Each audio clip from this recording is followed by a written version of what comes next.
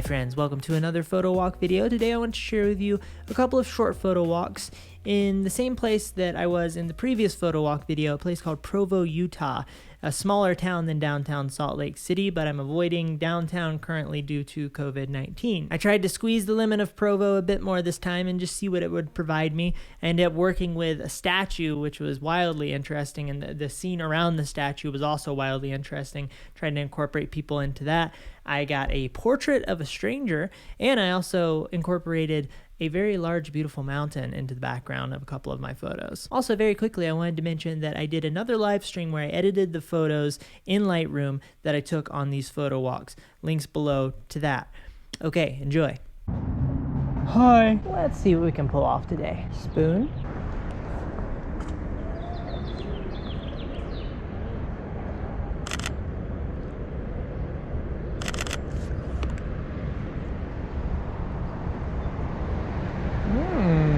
Tom-tom. That's what I need. That's how I should be doing my street photography. Got it all wrong. I like this spot a lot. I think this could be a good place to put a subject. So I need somebody either on that side or that side of the sculpture. It's actually a pretty fantastic sculpture, I think.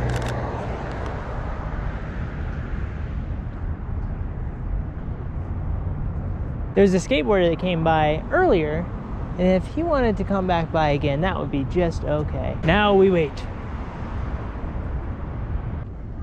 Got a family.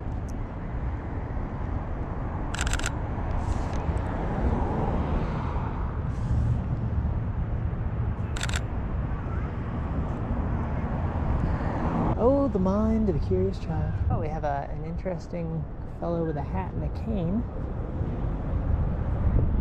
Be good. One thing I'm looking for is some interesting contrast between the subject and the sculpture. So, for example, this fellow is a little bit older, he's hobbling, whereas the kids are flying in midair around the earth.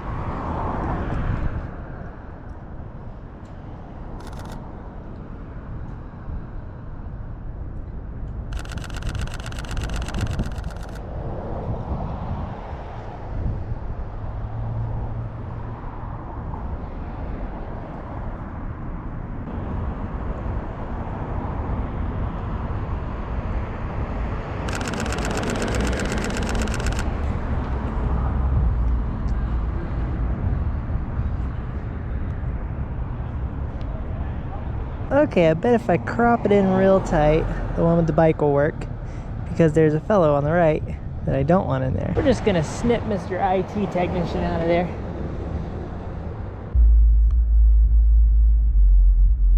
Wow. Quite the subwoofer we have here.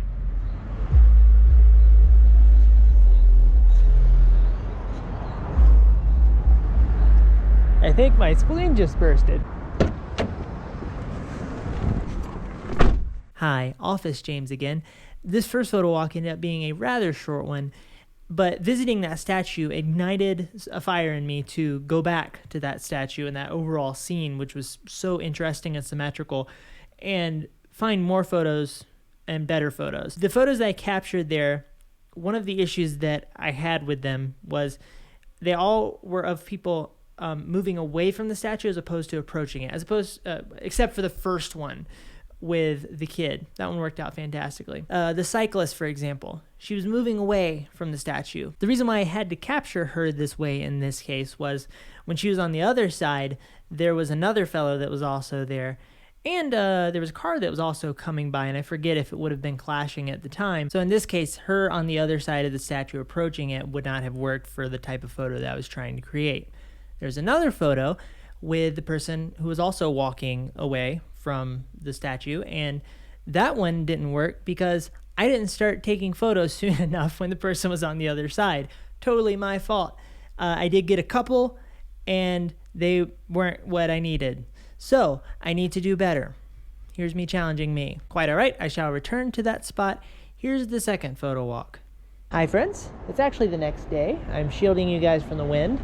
It is colder today and more windy. I'm gonna walk on the side of the road that has more sun.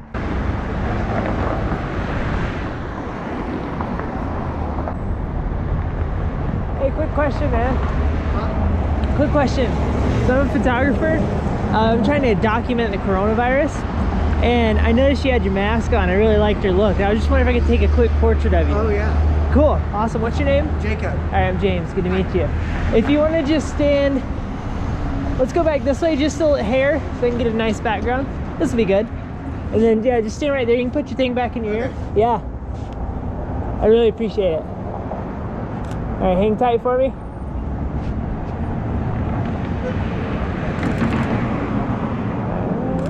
Nice. Very good. Look at me one more time. That's good.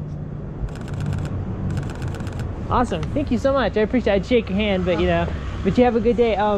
If you want to find it, I'm on Instagram. Just look up James Red with 2 D's. What are you up to today? Huh? So what are you up to today? I'm gonna go to the house, get something else on, and go back to the temple. Oh, okay. All right. So I can get some pictures. Gotcha. Very good. Which one is it? Top one. Actually, both of them, but the other one's my drum account. Oh, you have a drum. Oh, cool. Yeah. Sweet. All right. Thank you so much. If I got a keeper, I'll post it there. Definitely. Have a good day. Thank you.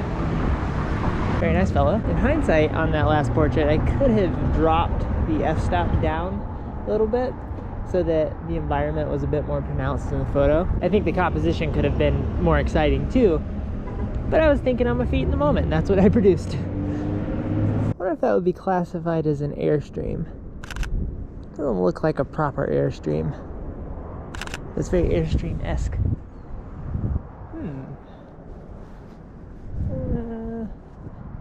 One thing I love about Utah is there's a lot of interesting houses.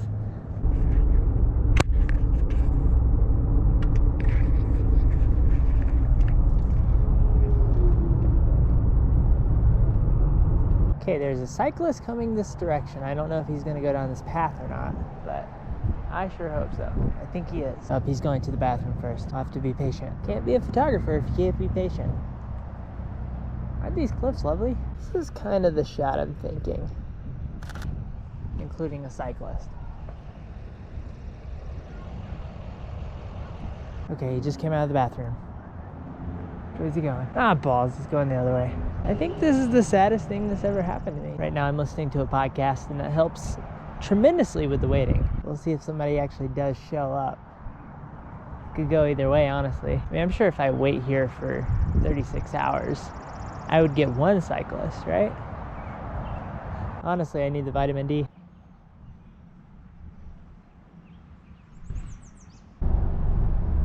These helicopters have been flying around the valley all day, and it's so much fun to watch. Oh, there's 3 of them. They're military helicopters, probably from the base nearby.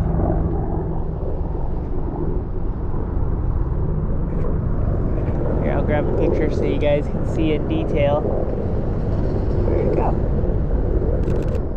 The first helicopters I saw today were a couple of, I think they're called Chinooks, the ones with the 2 big propellers that they somehow sync up to not hit each other and destroy the helicopter. Fascinating engineering. Now I go back to waiting.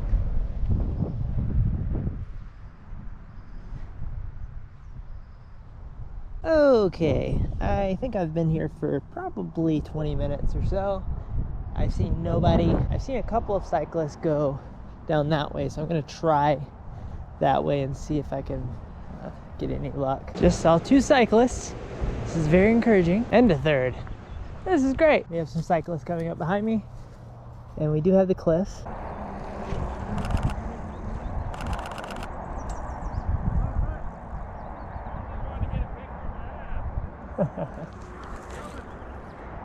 All right.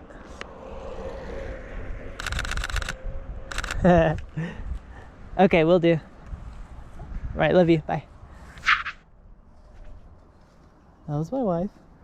Not on the bike, on the phone. Had a really interesting occurrence. It was the first. There was a girl that was coming this way just a second ago, and she stopped. Oh, she was running, and then she stopped and put a shirt on. I'm assuming because she thought that I might be trying to take a photo of her chest. She was in the background. I wasn't even trying to take a photo of her in specific. I'm definitely not interested in that kind of photo, but if I was her, I'd probably do the same thing. I totally understand. Okay, now I'm gonna try to give this shot a go. Something like that. How's it going? Good, how are you? Good. Just taking some photos. I'm trying to get a cyclist coming by with the mountain in the background. Oh, right on. Cool. Yeah. You guys just going for a walk? Yeah, it's out for lunch break. All right. It's a good place to do it. See how this dog likes water. All right. Hopefully it's a very special experience. Yeah. It'll be an experience. Have a good one. How's it going? Good, how are you? Good, man. Have a good one. Okay, we got a fella on a skateboard. That might be useful. Gonna get lower. That'll be a useful thing.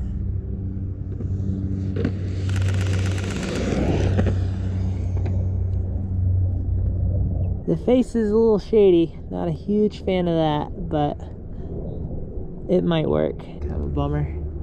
Sun's in the wrong spot. Let's see, I think it might be a turn of the head that would make it work, perhaps.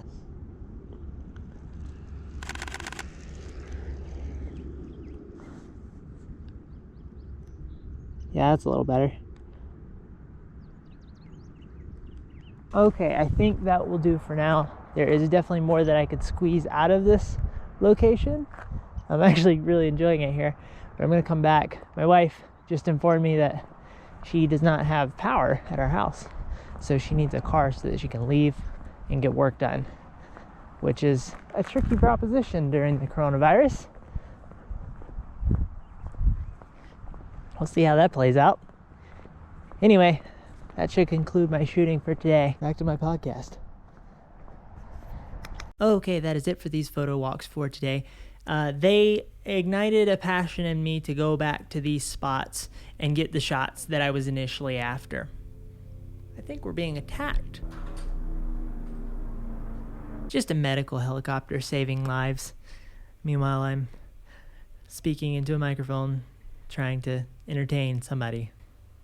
Okay, I want to share 4 photos with you that I came across on Instagram recently, which I found to be very compelling. First, we have this surfer underneath a pier, I suppose. Rather long focal length, it looks like. Lots of compression happening.